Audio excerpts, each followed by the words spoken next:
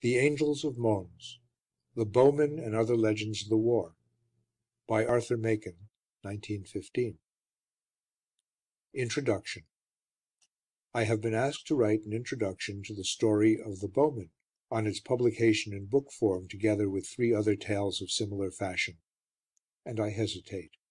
This affair of The Bowmen has been such an odd one from first to last, so many queer complications have entered into it, there have been so many and so diverse currents and cross-currents of rumour and speculation concerning it, that I honestly do not know where to begin. I propose then to solve the difficulty by apologizing for beginning at all. For usually and fitly the presence of an introduction is held to imply that there is something of consequence and importance to be introduced.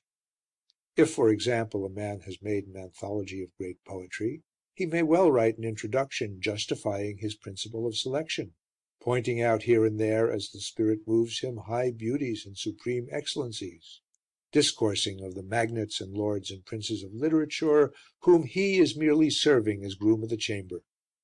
Introductions, that is, belong to the masterpieces and classics of the world, to the great and ancient and accepted things, and I am here introducing a short, small story of my own which appeared in the Evening News about 10 months ago.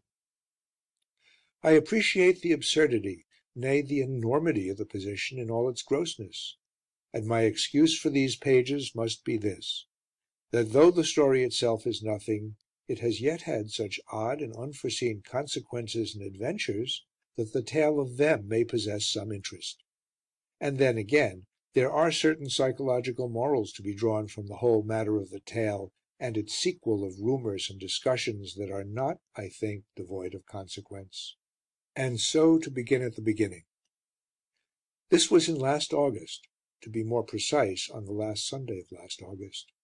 There were terrible things to be read on that hot Sunday morning between meat and mass. It was in the Weekly Dispatch that I saw the awful account of the retreat from Mons. I no longer recollect the details, but I have not forgotten the impression that was then on my mind.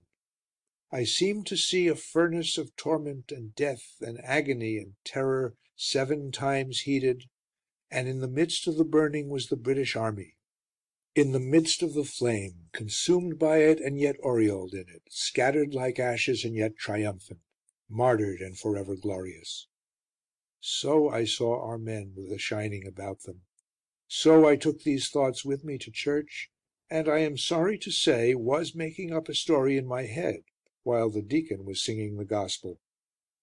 This was not the tale of the Bowmen. It was the first sketch, as it were, of The Soldier's Rest. I only wish I had been able to write it as I conceived it. The tale as it stands is, I think, a far better piece of craft than the Bowmen. But the tale that came to me as the blue incense floated above the gospel book on the desk between the tapers, that indeed was a noble story, like all the stories that never get written. I conceived the dead men coming up through the flames and in the flames, and being welcomed in the eternal tavern with songs and flowing cups and everlasting mirth. But every man is the child of his age, however much he may hate it, and our popular religion has long determined that jollity is wicked. As far as I can make out, modern Protestantism believes that heaven is something like evensong in an English cathedral, the service by Stainer and the Dean preaching. For those opposed to dogma of any kind, even the mildest, I suppose it is held that a course of ethical lectures will be arranged. Well, I have long maintained that on the whole the average church, considered as a house of preaching, is a much more poisonous place than the average tavern. Still, as I say, one's age masters one and clouds and bewilders the intelligence, and the real story of The Soldier's Rest, with its sonus epulantium in aeterno convivio, was ruined at the moment of its birth, and it was some time later that the actual story got written. And in the meantime the plot of The Bowmen occurred to me. Now it has been murmured and hinted and suggested and whispered in all sorts of quarters that before I wrote the tale I had heard something. The most decorative of these legends is also the most precise. I know for a fact that the whole thing was given him in typescript by a lady in waiting. This was not the case. and all vaguer reports to the effect that I had heard some rumours, or hints of rumours, are equally void of any trace of truth. Again I apologise for entering so pompously into the minutiae of my bit of a story, as if it were the lost poems of Sappho, but it appears that the subject interests the public, and I comply with my instructions. I take it, then, that the origins of The Bowmen were composite. First of all ages and nations have cherished the thought that spiritual hosts may come to the help of earthly arms, that gods and heroes and saints have descended from their high immortal places to fight for their worshippers and clients. Then Kipling's story of the ghostly Indian regiment got in my head and got mixed with the medievalism that is always there, and so The Bowmen was written. I was heartily disappointed with it, I remember, and thought it, as I still think it, an indifferent piece of work.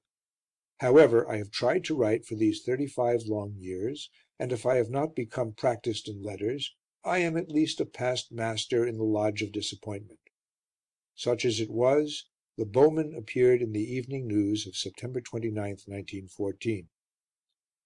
Now the journalist does not as a rule dwell much on the prospect of fame, and if he be an evening journalist his anticipations of immortality are bounded by 12 o'clock at night at the latest, and it may well be that those insects which begin to live in the morning and are dead by sunset deem themselves immortal.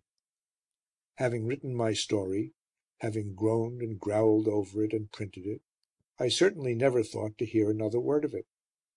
My colleague, the Londoner, praised it warmly to my face, as his kindly fashion is, entering very properly a technical caveat as to the language of the battle cries of the bowmen.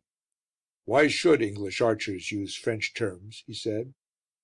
I replied that the only reason was this, that a Monseigneur here and there struck me as picturesque, and I reminded him that, as a matter of cold historical fact, most of the archers of Agincourt were mercenaries from Gwent, my native country, who had appealed to Mihangel and to saints not known to the Saxons, Tylo, Iltyd, Dewi, Cadwallader Vendigaid, and I thought that was the first and last discussion of the Bowmen.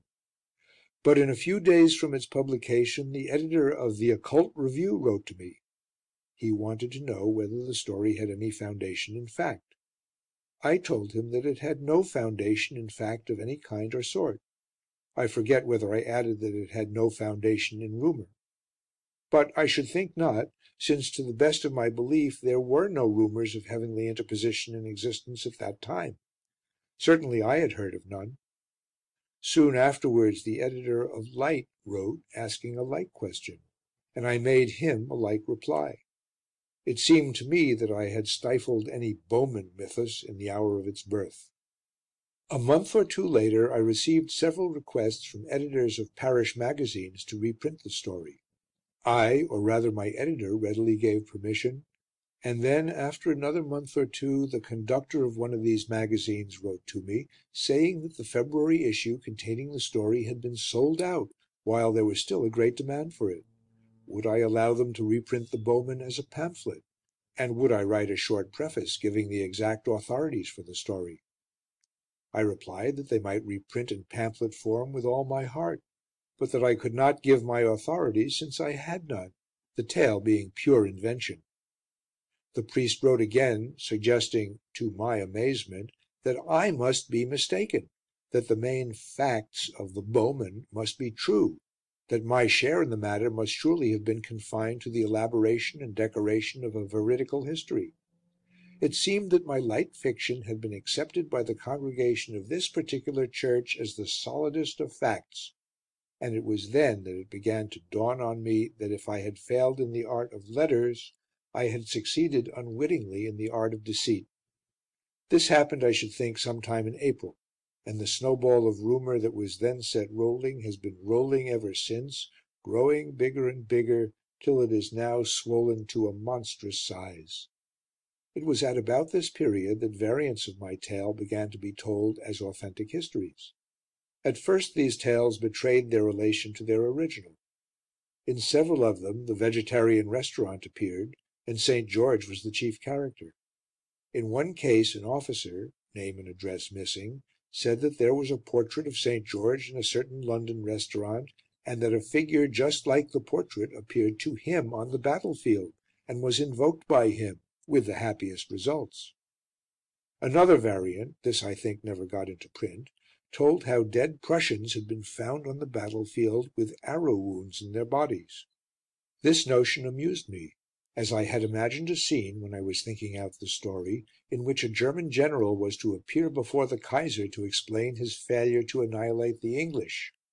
"All highest," the general was to say, "it is true, it is impossible to deny it. The men were killed by arrows. The shafts were found in their bodies by the burying parties." I rejected the idea as over precipitous even for a mere fantasy. I was therefore entertained when I found that what I had refused as too fantastical for fantasy was accepted in certain occult circles as hard fact. Other versions of the story appeared in which a cloud interposed between the attacking Germans and the defending British. In some examples the cloud served to conceal our men from the advancing enemy, in others it disclosed shining shapes which frightened the horses of the pursuing German cavalry. St. George, it will be noted, has disappeared. He persisted some time longer in certain Roman Catholic variants, and there are no more bowmen, no more arrows. But so far angels are not mentioned, yet they are ready to appear, and I think that I have detected the machine which brought them into the story.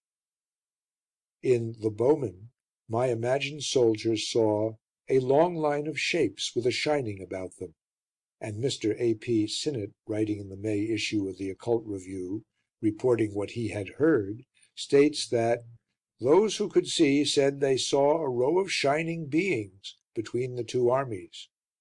Now I conjecture that the word "shining" is the link between my tale and the derivative from it. In the popular view, shining and benevolent supernatural beings are angels, and so I believe the bowmen of my story have become the angels of Mons.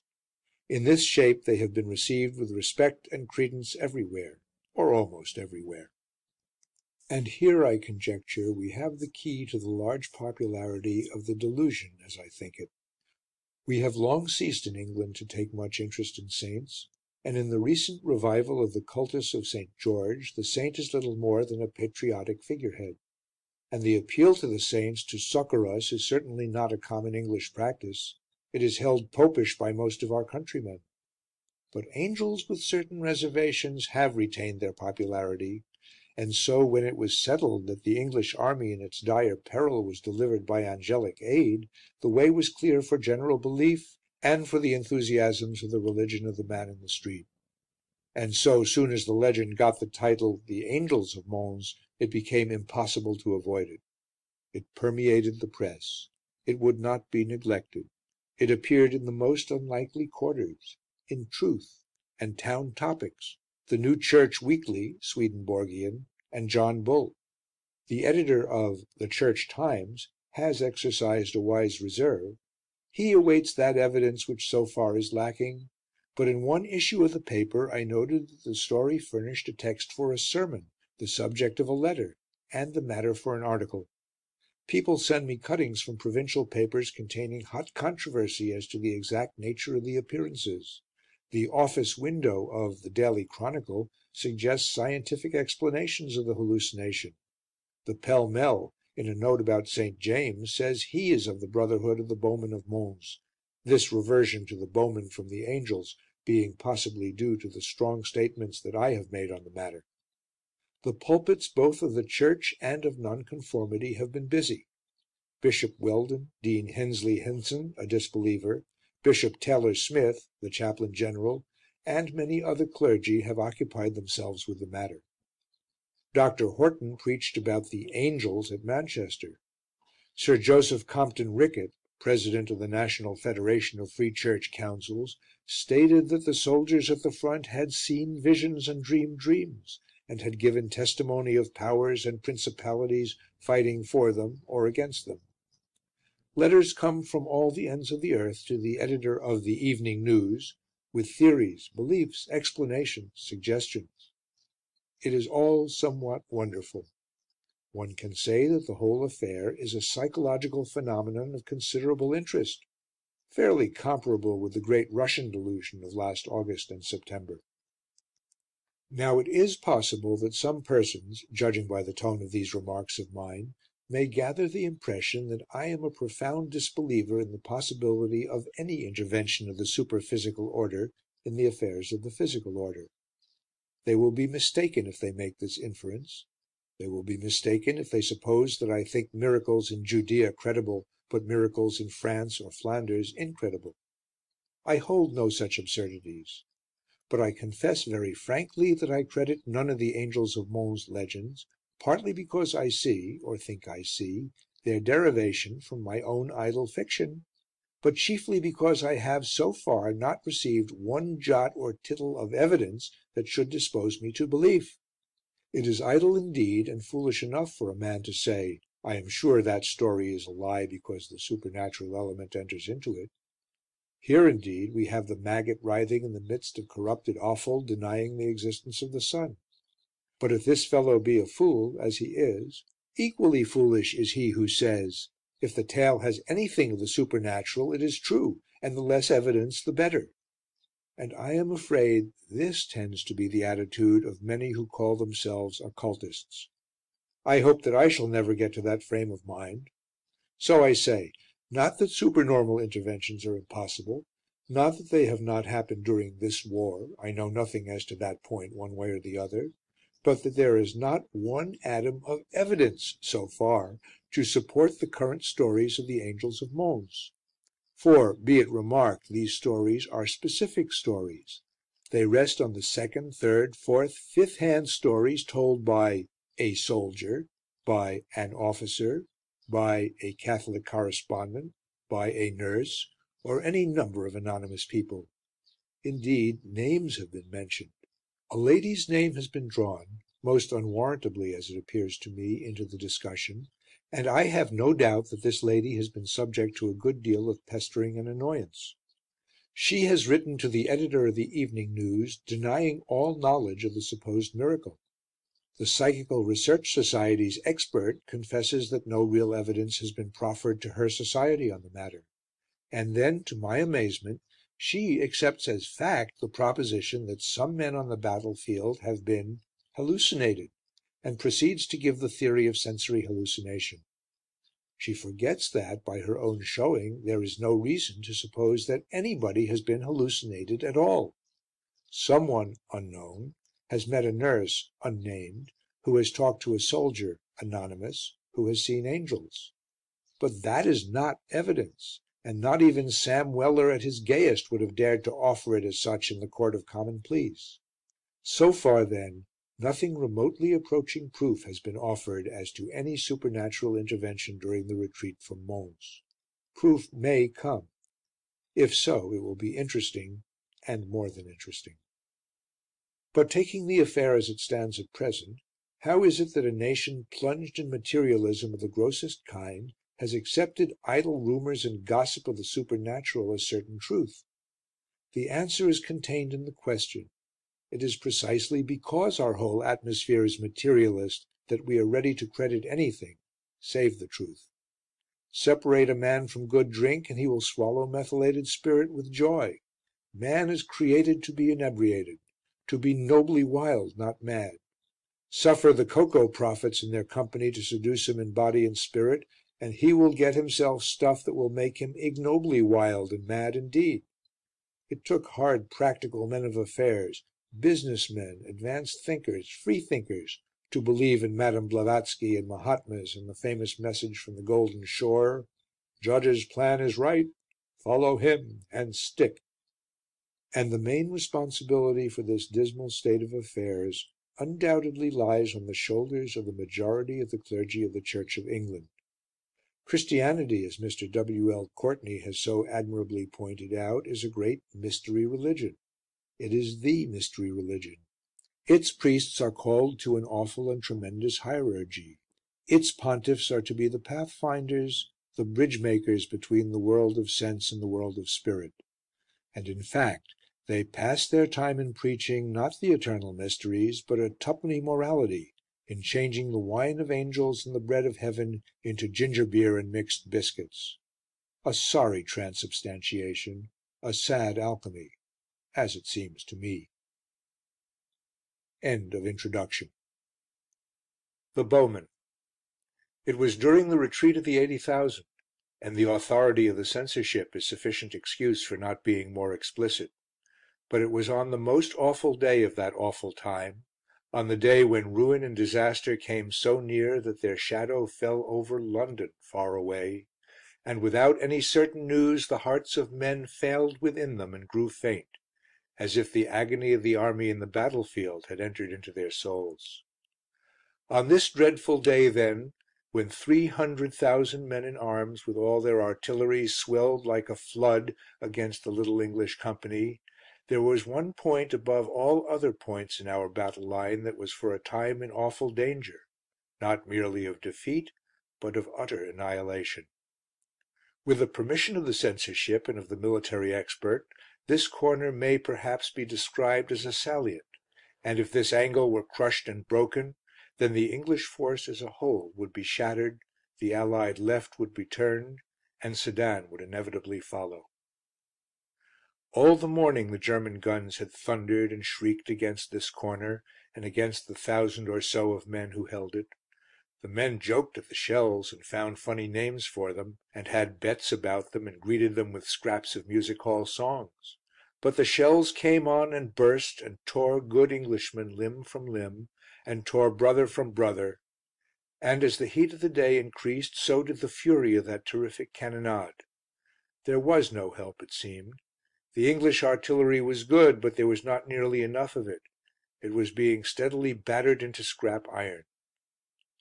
There comes a moment in a storm at sea when people say to one another, "It is at its worst, it can blow no harder," and then there is a blast 10 times more fierce than any before it.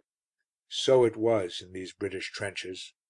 There were no stouter hearts in the whole world than the hearts of these men, but even they were appalled as this 7 times heated hell of the German cannonade fell upon them and overwhelmed them and destroyed them.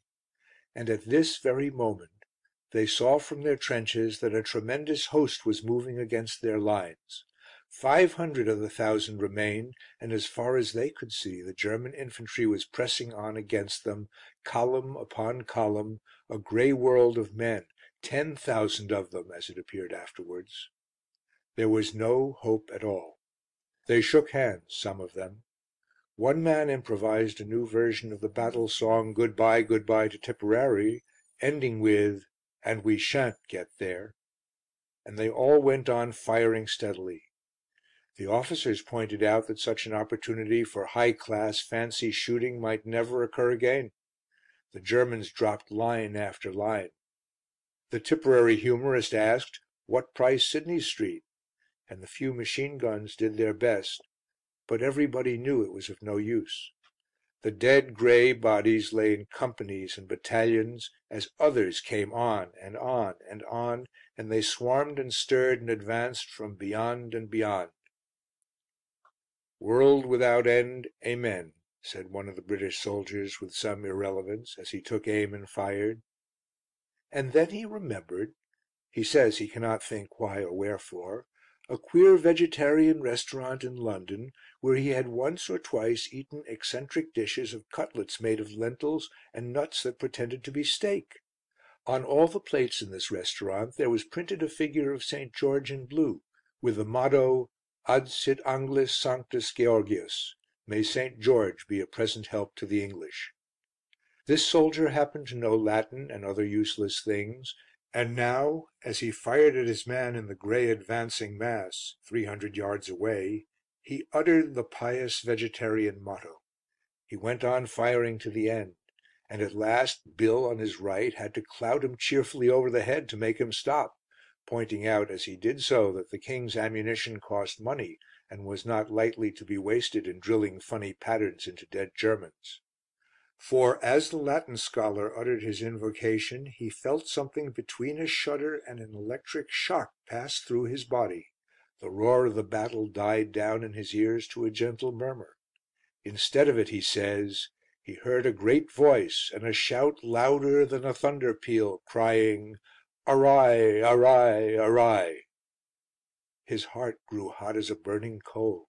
It grew cold as ice within him, as it seemed to him that a tumult of voices answered to his summons. He heard, or seemed to hear, thousands shouting, "St. George! St. George!" "Ha, Messire! Ha, sweet saint, grant us good deliverance! St. George for merry England! Hurrah! Hurrah! Monseigneur St. George, succour us! Ha, St. George! Ha, St. George, a long bow and a strong bow! Heaven's Knight, aid us!" And as the soldier heard these voices he saw before him, beyond the trench, a long line of shapes with a shining about them. They were like men who drew the bow, and with another shout their cloud of arrows flew singing and tingling through the air towards the German hosts. The other men in the trench were firing all the while. They had no hope, but they aimed just as if they had been shooting at Bisley. Suddenly one of them lifted up his voice in the plainest English. "God help us," he bellowed to the man next to him, "but we're bloomin' marvels. Look at those grey gentlemen, look at them. D'ye see them? They're not going down in dozens nor in 'undreds. It's thousands it is. Look! Look! There's a regiment gone while I'm talking to you." "Shut it!" the other soldier bellowed, taking aim. "What are you gassing about?" But he gulped with astonishment even as he spoke, for indeed the grey men were falling by the thousands. The English could hear the guttural scream of German officers, the crackle of their revolvers as they shot the reluctant, and still line after line crashed to the earth. All the while the Latin bred soldier heard the cry, "Hurrah! Hurrah!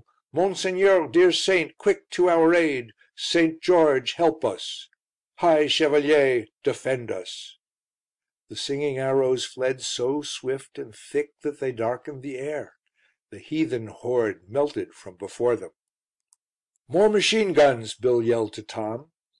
"Don't hear them," Tom yelled back, "but thank God anyway, they've got it in the neck." In fact there were 10,000 dead German soldiers left before that salient of the English army, and consequently there was no Sedan.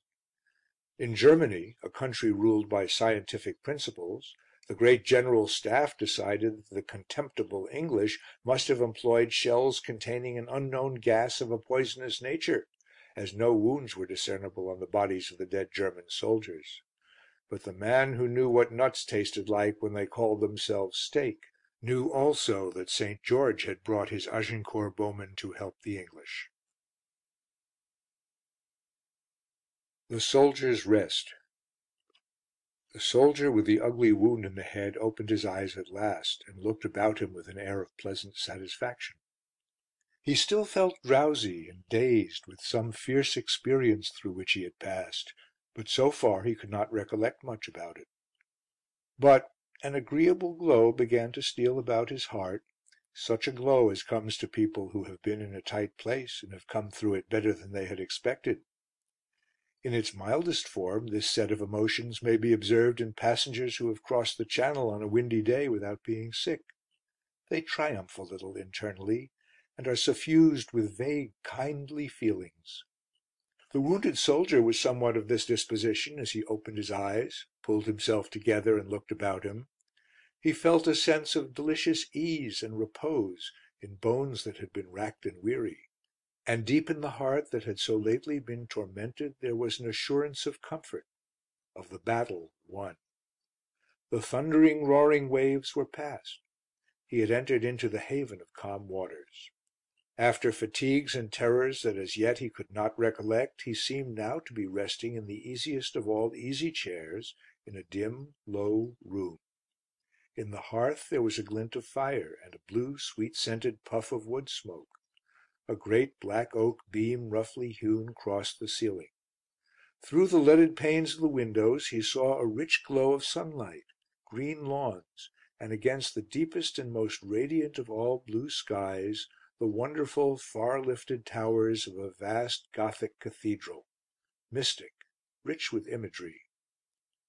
"Good Lord," he murmured to himself, "I didn't know they had such places in France. It's just like Wells. And it might be the other day when I was going past the Swan, just as it might be past that window and asked the ostler what time it was, and he says, 'What time? Why, summer time.' and there outside it looks like summer that would last for ever. If this was an inn they ought to call it the Soldiers' Rest." He dozed off again, and when he opened his eyes once more a kindly looking man in some sort of black robe was standing by him. "It's all right now, isn't it?" he said, speaking in good English. "Yes, thank you, sir, as right as can be. I hope to be back again soon." "Well, well. But how did you come here? Where did you get that?" He pointed to the wound on the soldier's forehead. The soldier put up his hand, up to his brow, and looked dazed and puzzled. "Well, sir," he said at last, "it was like this, to begin at the beginning. You know how we came over in August, and there we were in the thick of it, as you might say, in a day or two. An awful time it was, and I don't know how I got through it alive. My best friend was killed dead beside me as we lay in the trenches, by Cambrai, I think it was. Then things got a little quieter for a bit, and I was quartered in a village for the best part of a week. She was a very nice lady where I was, and she treated me proper with the best of everything. Her husband, he was fighting, but she had the nicest little boy I ever knew, a little fellow of 5 or 6 it might be, and we got on splendid. The amount of their lingo that kid taught me, oui, oui, and bong swat, and comment vous parlez-vous, and all, and I taught him English. You should have heard that nipper say, 'Arf a mo', old 'un.' It was a treat. Then one day we got surprised. There was about a dozen of us in the village, and 200 or 300 Germans came down on us early one morning. They got us, no help for it, before we could shoot. Well, there we were. They tied our hands behind our backs and smacked our faces and kicked us a bit, and we were lined up opposite the house where I'd been staying. And then that poor little chap broke away from his mother, and he run out and saw one of the Bosches, as we call them, fetch me one over the jaw with his clenched fist. Oh dear, he might have done it a dozen times if only that little child hadn't seen him. He had a poor bit of a toy I'd bought him at the village shop, a toy gun it was, and out he came running, as I say, crying out something in French, like 'Bad man, don't hurt my Anglish or I shoot you,' and he pointed that gun at the German soldier. The German, he took his bayonet and he drove it right through the poor little chap's throat." The soldier's face worked and twitched and twisted itself into a sort of grin, and he sat grinding his teeth and staring at the man in the black robe. He was silent for a little. And then he found his voice, and the oaths rolled terrible, thundering from him as he cursed that murderous wretch, and bade him go down and burn for ever in hell. And the tears were raining down his face, and they choked him at last. "I beg your pardon, sir, I'm sure," he said. "Especially you being a minister of some kind, I suppose. But I can't help it. He was such a dear little man." The man in black murmured something to himself. "Pretiosa inconspectu Domini mors innocentium eius." Dear in the sight of the Lord is the death of his innocents.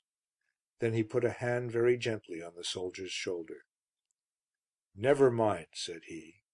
"I've seen some service in my time myself. But what about that wound?" "Oh, that's nothing. But I'll tell you how I got it.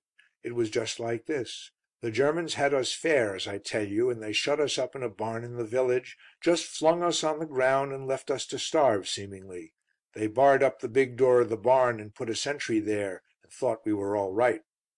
There were sort of slits like very narrow windows in one of the walls, and on the second day it was, I was looking out of these slits down the street, and I could see those German devils were up to mischief.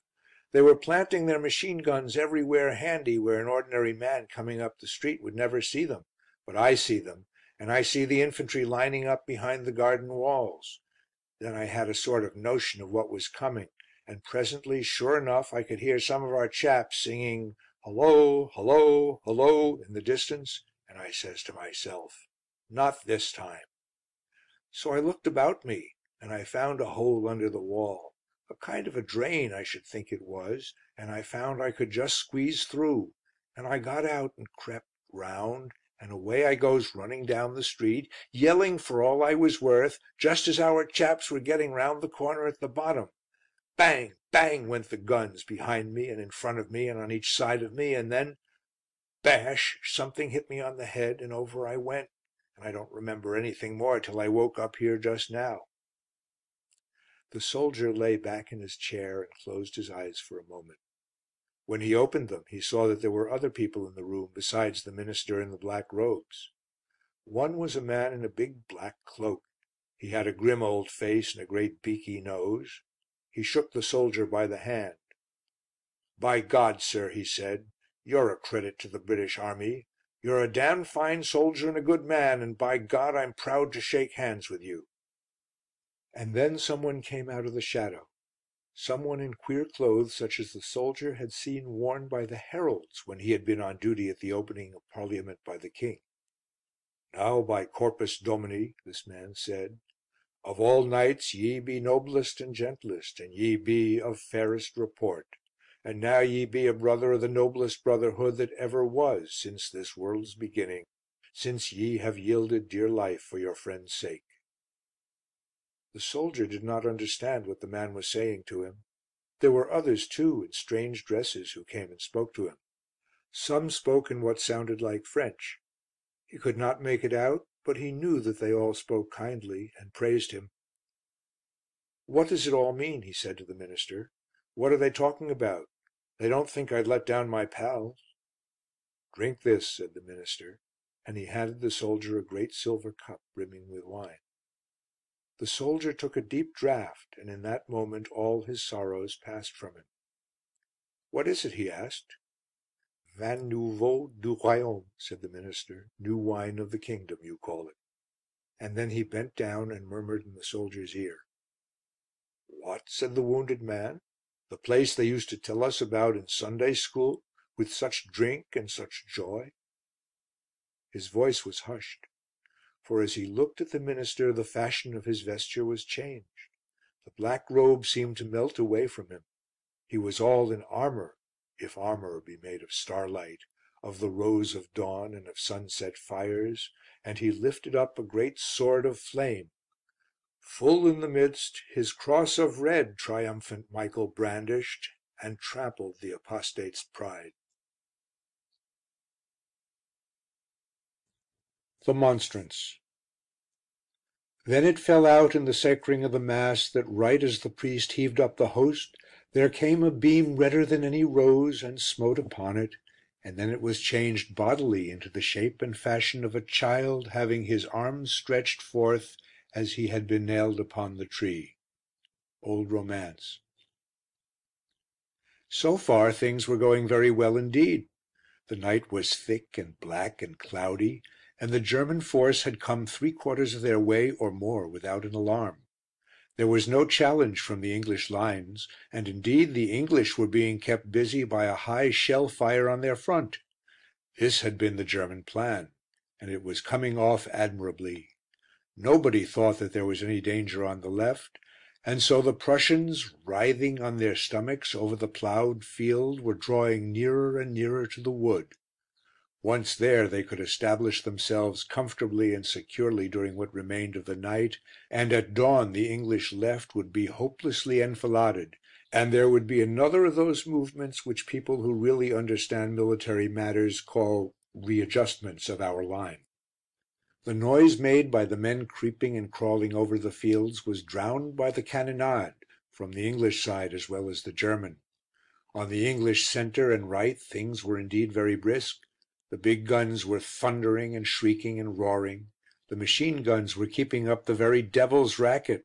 The flares and illuminating shells were as good as the Crystal Palace in the old days, as the soldiers said to one another. All this had been thought of and thought out on the other side. The German force was beautifully organised.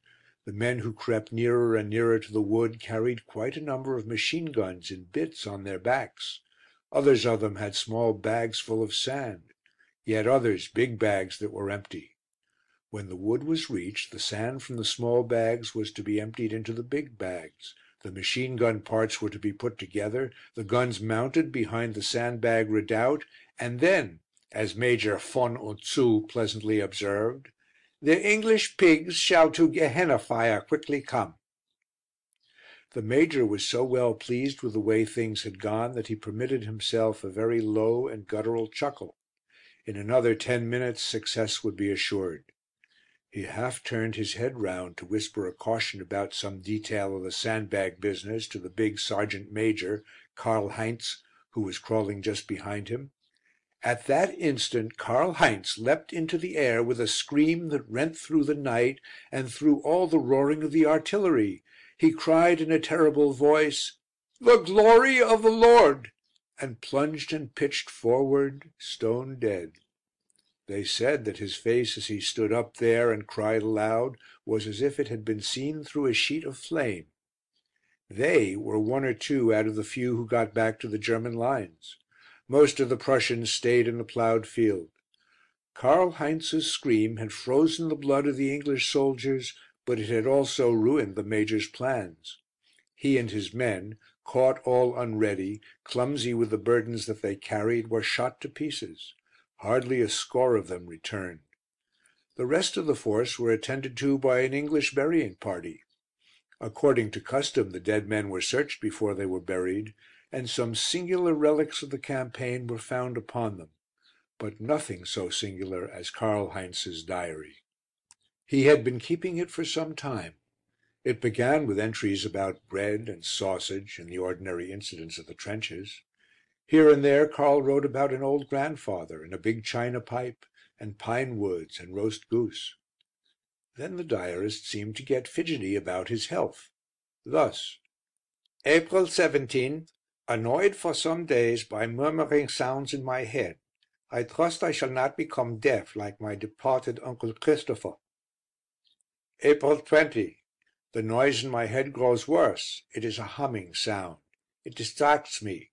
Twice I have failed to hear the captain and have been reprimanded. April 22.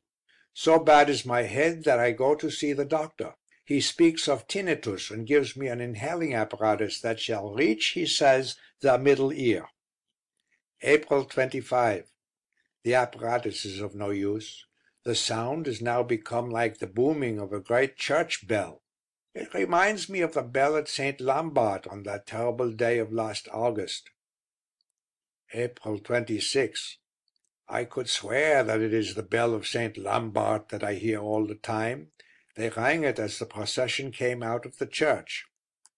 The man's writing, at first firm enough, begins to straggle unevenly over the page at this point. The entries show that he became convinced that he heard the bell of St. Lambart's church ringing, though, as he knew better than most men, there had been no bell and no church at St. Lambart since the summer of 1914. There was no village either. The whole place was a rubbish heap. Then the unfortunate Karl Heinz was beset with other troubles. Mai 2. I fear I am becoming ill. To-day Joseph Kleist, who is next to me in the trench, asked me why I jerked my head to the right so constantly. I told him to hold his tongue, but this shows that I am noticed. I keep fancying that there is something white just beyond the range of my sight on the right hand. Mai 3. This whiteness is now quite clear and in front of me. All this day it has slowly passed before me. I asked Joseph Kleist if he saw a piece of newspaper just beyond the trench. He stared at me solemnly, he is a stupid fool, and said, "There is no paper." Mai 4. It looks like a white robe. There was a strong smell of incense to-day in the trench. No one seemed to notice it. There is decidedly a white robe, and I think I can see feet passing very slowly before me at this moment while I write. There is no space here for continuous extracts from Karl Heinz's diary, but to condense with severity, it would seem that he slowly gathered about himself a complete set of sensory hallucinations. First the auditory hallucination of the sound of a bell, which the doctor called tinnitus, then a patch of white growing into a white robe, then the smell of incense. At last he lived in two worlds. He saw his trench and the level before it and the English lines. He talked with his comrades and obeyed orders, though with a certain difficulty, but he also heard the deep boom of St. Lambart's bell and saw continually advancing toward him a white procession of little children, led by a boy who was swinging a censer. There is one extraordinary entry. But in August those children carried no lilies. Now they have lilies in their hands. Why should they have lilies? It is interesting to note the transition over the border line. After May 2nd there is no reference in the diary to bodily illness, with two notable exceptions. Up to and including that date the sergeant knows that he is suffering from illusions. After that he accepts his hallucinations as actualities. The man who cannot see what he sees and hear what he hears is a fool. So he writes, "I ask who is singing Ave Maria Stella." That blockhead Friedrich Schumacher raises his crest and answers insolently that no one sings, since singing is strictly forbidden for the present. A few days before the disastrous night expedition, the last figure in the procession appeared to those sick eyes. The old priest now comes in his golden robe, the two boys holding each side of it. He is looking just as he did when he died, save that when he walked in St. Lambart there was no shining round his head. But this is illusion and contrary to reason, since no one has a shining about his head. I must take some medicine. Note here that Karl Heinz absolutely accepts the appearance of the martyred priest of St. Lambart as actual, while he thinks that the halo must be an illusion, and so he reverts again to his physical condition. The priest held up both his hands, the diary states, "as if there was something between them, but there is a sort of cloud or dimness over this object, whatever it may be. My poor Aunt Käthe suffered much from her eyes in her old age." One can guess what the priest of St. Lambart carried in his hands when he and the little children went out into the hot sunlight to implore mercy, while the great resounding bell of St. Lambart boomed over the plain. Karl Heinz knew what happened then. They said that it was he who killed the old priest and helped to crucify the little child against the church door. The baby was only 3 years old. He died calling piteously for Mummy and Daddy. And those who will may guess what Karl Heinz saw when the mist cleared from before the monstrance in the priest's hands. Then he shrieked and died. Section 3 of The Angels of Mons by Arthur Machen. The dazzling light. The new head covering is made of heavy steel which has been specially treated to increase its resisting power. The walls protecting the skull are particularly thick, and the weight of the helmet renders its use in open warfare out of the question. The rim is large, like that of the headpiece of Mambrino, and the soldier can at will either bring the helmet forward and protect his eyes, or wear it so as to protect the base of the skull. Military experts admit that continuance of the present trench warfare may lead to those engaged in it, especially bombing parties and barbed wire cutters, being more heavily armoured than the knights who fought at Bouvines and at Agincourt. The Times, July 22nd, 1915. The war is already a fruitful mother of legends. Some people think that there are too many war legends, and a Croydon gentleman, or lady, I am not sure which, wrote to me quite recently telling me that a certain particular legend, which I will not specify, had become the chief horror of the war.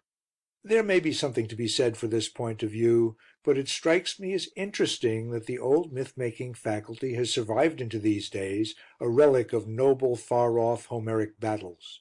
And after all, what do we know? It does not do to be too sure that this, that, or the other hasn't happened, or couldn't have happened. What follows, at any rate, has no claim to be considered either as legend or as myth. It is merely one of the odd circumstances of these times, and I have no doubt it can easily be explained away. In fact, the rationalistic explanation of the whole thing is patent and on the surface. There is only one little difficulty, and that, I fancy, is by no means insuperable. In any case, this one knot or tangle may be put down as a queer coincidence and nothing more. Here, then, is the curiosity or oddity in question. A young fellow, whom we will call, for avoidance of all identification, Delamere Smith he is now Lieutenant Delamere Smith was spending his holidays on the coast of West South Wales at the beginning of the war. He was something or other not very important in the city, and in his leisure hours he smattered lightly and agreeably, a little literature, a little art, a little antiquarianism. He liked the Italian primitives. He knew the difference between first, second and third pointed. He had looked through boutels and graved brasses. He had been heard, indeed, to speak with enthusiasm of the brasses of Sir Robert de Septvans and Sir Roger de Trumpington. One morning, he thinks it must have been the morning of August 16th, 1914, the sun shone so brightly into his room that he woke early, and the fancy took him that it would be fine to sit on the cliffs in the pure sunlight.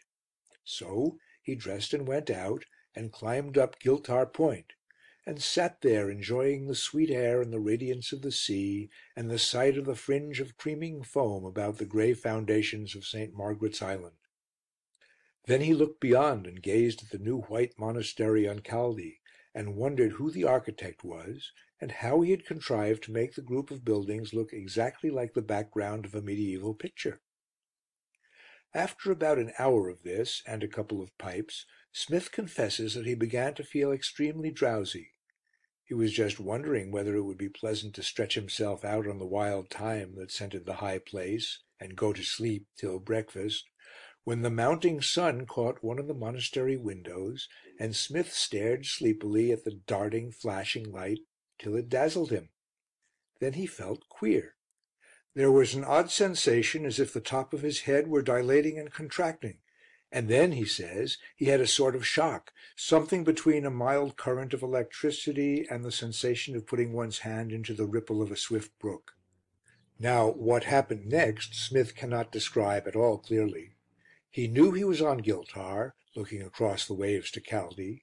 He heard all the while the hollow, booming tide in the caverns of the rocks far below him, and yet he saw, as if in a glass, a very different country, a level fenland cut by slow streams, by long avenues of trimmed trees. It looked, he says, as if it ought to have been a lonely country, but it was swarming with men. They were thick as ants in an ant hill, and they were all dressed in armour. That was the strange thing about it. I thought I was standing by what looked as if it had been a farmhouse, but it was all battered to bits, just a heap of ruins and rubbish. All that was left was one tall round chimney, shaped very much like the 15th century chimneys in Pembrokeshire, and thousands and tens of thousands went marching by. They were all in armour, and in all sorts of armour. Some of them had overlapping tongues of bright metal fastened on their clothes, others were in chain mail from head to foot, others were in heavy plate armour. They wore helmets of all shapes and sorts and sizes. One regiment had steel caps with wide trims, something like the old barbers' basins. Another lot had knights' tilting helmets on, closed up so that you couldn't see their faces. Most of them wore metal gauntlets, either of steel rings or plates, and they had steel over their boots.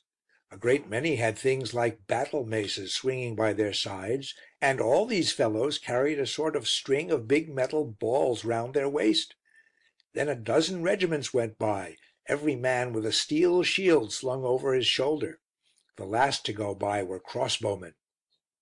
In fact, it appeared to Delamere Smith that he watched the passing of a host of men in medieval armour before him, and yet he knew, by the position of the sun and of a rosy cloud that was passing over the Worm's Head, that this vision, or whatever it was, only lasted a second or two.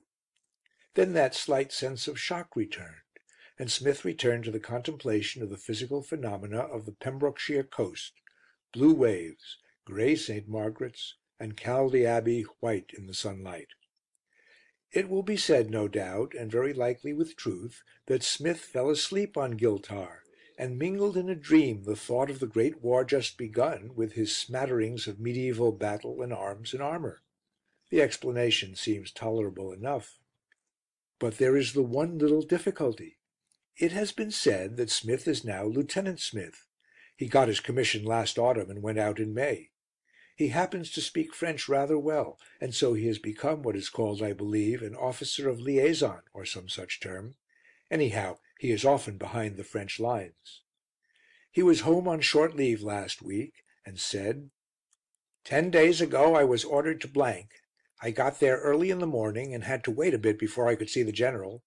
I looked about me, and there on the left of us was a farm shelled into a heap of ruins, with one round chimney standing, shaped like the Flemish chimneys in Pembrokeshire. And then the men in armour marched by, just as I had seen them, French regiments. The things like battle maces were bomb throwers, and the metal balls round the men's waists were the bombs. They told me that the crossbows were used for bomb shooting. The march I saw was part of a big movement. You will hear more of it before long.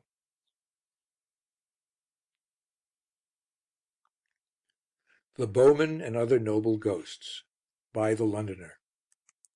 There was a journalist, and the Evening News reader well knows the initials of his name, who lately sat down to write a story.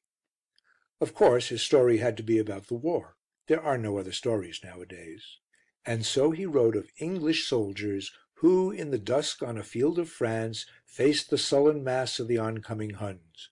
They were few against fearful odds, but as they sent the breech bolt home and aimed and fired, they became aware that others fought beside them. Down the air came cries to St. George and twanging of the bowstring. The old bowmen of England had risen at England's need from their graves in that French earth, and were fighting for England. He said that he made up that story by himself, that he sat down and wrote it out of his head. But others knew better. It must really have happened. There was, I remember, a clergyman of good credit who told him that he was clean mistaken. The archers had really and truly risen up to fight for England. The tale was all up and down the front. For my part, I had thought that he wrote out of his head. I had seen him at the detestable job of doing it.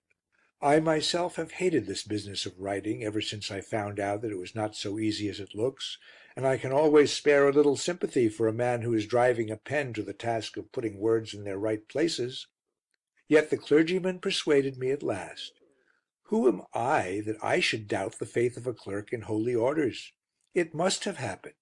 Those archers fought for us, and the grey goose feather has flown once again in English battle. Since that day I look eagerly for the ghosts who must be taking their share in this world war. Never since the world began was such a war as this. Surely Marlborough and the Duke, Talbot and Harry of Monmouth, and many another shadowy captain must be riding among our horsemen. The old gods of war are wakened by this loud clamour of the guns. All the lands are astir. It is not enough that Asia should be humming like an angry hive, and the far islands in arms, Australia sending her young men, and Canada making herself a camp. When we talk over the war news we call up ancient names. We debate how Rome stands, and what is the matter with Greece. As for Greece, I have ceased to talk of her. If I wanted to say anything about Greece I should get down the poetry book and quote Lord Byron's fine old ranting verse: "The mountains look on Marathon, and Marathon looks on the sea." But, standing on the Persian's grave, Greece seems in the same humour that made Lord Byron give her up as a hopelessly flabby country. "'Tis Greece, but living Greece no more," is as true as ever it was. That last telegram of the Kaiser must have done its soothing work. You remember how it ran. The Kaiser was too busy to make up new phrases. He telegraphed to his sister the familiar Potsdam sentence, "Woe to those who dare to draw the sword against me." I am sure that I have heard that before. And he added, delightful and significant postscript, "My compliments to Tino." And Tino, King Constantine of the Hellenes, understood. He is in bed now with a very bad cold, and like to stay in bed until the weather be more settled. But before going to bed he was able to tell a journalist that Greece was going quietly on with her proper business. It was her mission to carry civilization to the world. Truly that was the mission of ancient Greece. What we get from Tino's modern Greece is not civilization, but the little black currants for plum cake. But Rome. Greece may be dead or in the currant trade. Rome is alive and immortal. Do not talk to me about Signor Giolitti, who is quite sure that the only things that matter in this new Italy, which is old Rome, are her commercial relations with Germany. Rome of the legions, our ancient mistress and conqueror, is alive to-day, and she cannot be for an ignoble peace. Here in my newspaper is the speech of a poet spoken in Rome to a shouting crowd. I will cut out the column and put it in the poetry book. He calls to the living and to the dead. I saw the fire of Vesta, O Romans, lit yesterday in the great steel works of Liguria, the fountain of Juturna, O Romans. I saw its water run to temper armour, to chill the drills that hollow out the bore of guns. This is poetry of the old Roman sort. I imagine that scene in Rome, the latest poet of Rome calling upon the Romans in the name of Vesta's holy fire, in the name of the springs at which the great twin brethren washed their horses. I still believe in the power and the ancient charm of noble words. I do not think that Giolitti and the stockbrokers will keep old Rome off the old roads where the legions went. Postscript. While this volume was passing through the press, Mr. Ralph Shirley, the editor of the Occult Review, called my attention to an article that is appearing in the August issue of his magazine, and was kind enough to let me see the advance proof sheets. The article is called "The Angelic Leaders." It is written by Miss Phyllis Campbell. I have read it with great care. Miss Campbell says that she was in France when the war broke out. She became a nurse, and while she was nursing the wounded she was informed that an English soldier wanted a holy picture. She went to the man and found him to be a Lancashire Fusilier. He said that he was a Wesleyan Methodist, and asked for a picture or medal, he didn't care which, of St. George, because he had seen him on a white horse leading the British at Vitry-le-François when the Allies turned. This statement was corroborated by a wounded R.F.A. man who was present. He saw a tall man with yellow hair, in golden armour, on a white horse, holding his sword up, and his mouth open as if he was saying, "Come on, boys, I'll put the kibosh on the devils." This figure was bareheaded, as appeared later from the testimony of other soldiers, and the R.F.A. man and the Fusilier knew that he was St. George because he was exactly like the figure of St. George on the sovereigns. Hadn't they seen him with his sword on every quid they'd ever had?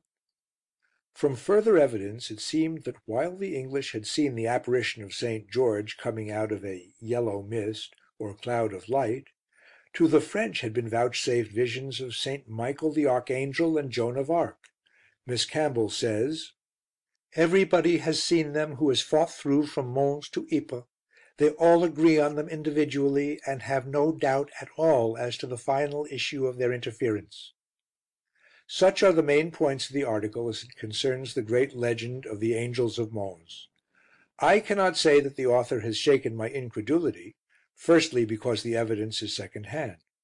Miss Campbell is perhaps acquainted with Pickwick, and I would remind her of that famous and golden ruling of Starley J, to the effect that you mustn't tell us what the soldier said, it's not evidence. Miss Campbell has offended against this rule, and she has not only told us what the soldier said, but she has omitted to give us the soldier's name and address. If Miss Campbell proffered herself as a witness at the Old Bailey and said, "John Doe is undoubtedly guilty. A soldier I met told me that he had seen the prisoner put his hand into an old gentleman's pocket and take out a purse," well, she would find that the stout spirit of Mr. Justice Starley still survives in our judges. The soldier must be produced. Before that is done we are not technically aware that he exists at all. Then there are one or two points in the article itself which puzzle me. The Fusilier and the R.F.A. man had seen St. George leading the British at Vitry-le-François when the Allies turned. Thus the time of the apparition and the place of the apparition were firmly fixed in the two soldiers' minds. Yet the very next paragraph in the article begins, "Where was this?" I asked, but neither of them could tell. This is an odd circumstance.